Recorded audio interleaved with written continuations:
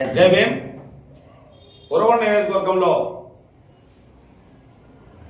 ప్రాతినిధ్యం వహిస్తున్నటువంటి పాయాల కేశవ్ గారు మన ఆర్థిక శాఖ మంత్రి రాష్ట్రానికి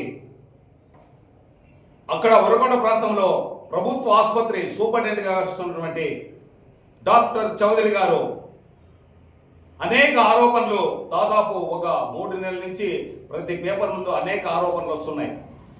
అతను చేస్తున్నటువంటి అరాచకాలు, అక్రమాలు, అతను పేద ప్రజలను పీడించడము, డబ్బు దొందుకోవడము, ఇవన్నీ కూడా ప్రజలు గమనిస్తున్నారు. ప్రతి రోజు పేపర్లో వస్తున్నది.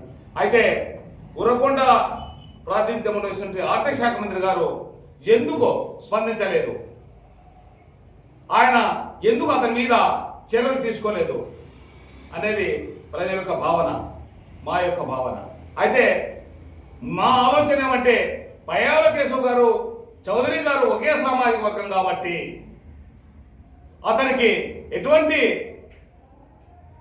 చర్యలు తీసుకోకుండా వ్యవహరిస్తున్నాడేమో అని మా యొక్క ఆలోచన.